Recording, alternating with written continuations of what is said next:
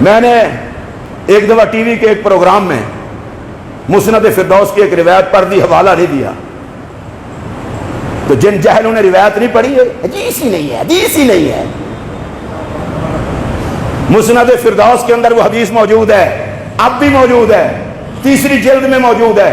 حضور نے فرمایا اگر لوگ علی کی محبت پر جمع ہو جاتے اللہ دوزخ کو پیدا ہی نہ کرتا۔ اور اس حدیث کی اتنا چپن ہوئی کہ اس حدیث کو پڑھنے کے بعد کفر ہو گیا۔ جو حدیث کے بیان کو کفر کہے لعنت اس کی موت و حیات پر۔ تو حدیث کی روایت پہ بحث کرتا نا، راویوں پہ بحث کرتا، یہ تو حدیث ہے، صرف اس ایک کتاب میں نہیں اوروں میں بھی ہے۔ اور انشاءاللہ ایک بڑا خوبصورت مضمون آج ہی میں اپلوڈ کر دوں گا۔ میں اس بندے کو منہ ہی نہیں لگانا چاہتا، وہ مجھے 1,00,000 گالیاں بھی دے تو میں اسے کتا یا گدھا بھی نہیں کہنا چاہتا، کیونکہ کہیں کتے یا گدھے یہ نہ کہیں ہم زہرا کے بے ادب تو نہیں ہیں۔ میں تو کسی گستاخ زہرا کو منہ بھی نہیں لگانا چاہتا، اور میں گالیاں بھی نہیں دینا چاہتا، اور میں مولا علی کی پناہ میں آنا چاہتا ہوں۔ مولا علی فرماتے ہیں میں ایک بندے کے پاس سے گزرا، وہ گالیاں دے رہا تھا مجھے، میں چپ کر کے گزر گیا، کسی اور کو دے رہا ہوگا۔ علی والے گالیاں نہیں دیتے، علی والوں کو موقع مل جائے تو وہ اولاد محمد پر درود پڑھا کرتے ہیں۔ اونچی آواز سے بولیں۔ اس آیت کا انکار ہو گیا، اس آیت کا انکار ہو گیا، اس آیت کا انکار ہو گیا۔ جو قرآن کی کسی آیت کا انکار کرے اس پر خدا کی لعنت ہو، اور جو سارے قرآن کو ماننے والا ہو جو اس کو منکر قرآن کہے اس پر بھی خدا کی نہیں۔ اگر آپ کر سکتے ہیں تو کر رہے ہیں، مگر مجبور نہ ہو، ہاتھ کھڑا کر کے کریں، اس پر بھی خدا کی، اس پر بھی خدا کی۔ آج میں ایک اور حدیث مسند فردوس کی بیان کرنے لگا ہوں تاکہ جلیں تو پھر جلیں۔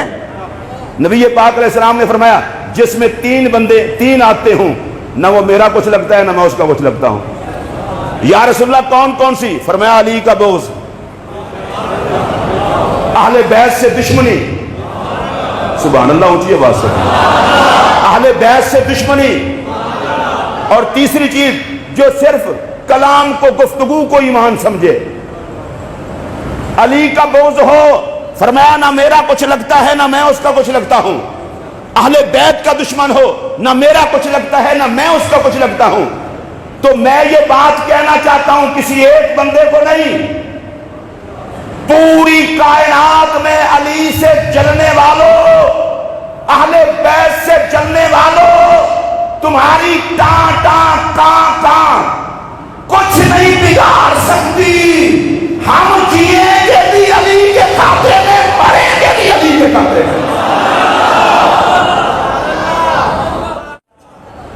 آخر میرے نبی نے ایسے تو اہتمام نہیں نہ کیا تھا غدیر خم کے موقع پر، علی کا ہاتھ پکڑ کے اعلان کیا تھا جس کا میں مولا اس کا علی مولا۔ امت کو بتانا ہی تھا نا، میرے نبی ان سارے خطرات کو جانتے تھے۔ حضور نے صحابہ کے مجمع میں اعلان کر کے کہا کہ جو مجھ سے پیار کرے گا وہ علی سے بھی پیار کرے گا۔ علی کی محبت نبی کی محبت، نبی کی محبت علی کی محبت۔ اور یہ تشریح کرنا جی علی سے صرف پیار کر لیں کسی اور کو، لعنت تیری سوچ پر۔ جو علی سے پیار کرے گا وہ نبی سے نہیں کرے گا، وہ خدا سے نہیں کرے گا، وہ قرآن سے نہیں کرے گا، وہ حق سے نہیں کرے گا۔ علی حق کے ساتھ ہے، حق علی کے ساتھ ہے، علی قرآن کے ساتھ ہے، قرآن علی کے ساتھ ہے۔ علی تو قرآن سے جدا ہی نہیں ہوتا۔ علی کا جو سچا محب ہوگا وہ سارے دین سے پیار کرنے والا ہوگا۔ آئیو سمجھ تو اونچی آواز سے بولیں۔ اور یہ بات بھی آپ کو بتا دوں، جو مولا کائنات کا سچا محب ہے وہ نبی پاک کے سارے صحابہ کا بھی سچا محب ہے۔ مولا کائنات سے پوچھا گیا تھا علی المرتضی آپ یہ بتائیں آپ کے دوست کون ہیں؟ سنیے، آپ نے فرمایا جتنے نبی کے ساتھی ہیں سارے میرے ساتھی ہیں۔ پھر آپ سے پوچھا گیا آپ کے خاص ساتھی کون ہیں؟ فرمایا جتنے نبی کے خاص ساتھی ہیں وہ سارے ہی میرے خاص ساتھی ہیں۔ اس لیے جو مولا علی سے سچی محبت کرتا ہے وہ کبھی صحابہ کا دشمن ہو سکتا نہیں۔ بولیں صحابہ کا دشمن ہو سکتا؟ ہم سارے صحابہ کے بھی نوکر اور مولا علی کے بھی۔ ایک لفظ بولا جاتا ہے بار بار، رفض رفض رفض۔ رفض کسے کہتے ہیں؟ صحابہ کی توہین کو۔ رفض کسے کہتے ہیں؟ رسول اللہ کے صحابہ کی عداوت اور دشمنی کو۔ رفض کسے کہتے ہیں؟ نبی پاک علیہ السلام کے صحابہ کے بغض کو، ان سے جلنے کو۔ لا الہ الا اللہ محمد رسول اللہ۔ میرے 30-32 سال کے خطاب اب کچھ آپ کو یہ چشتی چینل پر بھی مل جائیں گے، سن لیں۔ ہمارا تو درس یہ ہے کہ جو نبی پاک کے صحابہ سے بغض رکھے، جو نبی پاک کے صحابہ سے جلے، ان کا ادب اور احترام نہ کرے، اس پر خدا کی لعنت ہو۔ صحابہ کا احترام ہر مسلمان پر فرض ہے۔ آپ نے سمجھ لیا، اس کو کہتے ہیں رفض۔ اور ایک اور ہے ناسبیت اور خارجیت۔ ناسبیت اور خارجیت یہ ہے کہ کسی سے اہل بیت برداشت نہ ہو۔ ہمارا عقیدہ یہ ہے کہ جو صحابہ سے جلیں ان پر بھی خدا کی لعنت، اور جو اہل بیت سے جلیں ان پر بھی خدا کی لعنت۔ مومن وہ ہے جو صحابہ کا بھی ادب کرے، اہل بیت کا بھی ادب کرے۔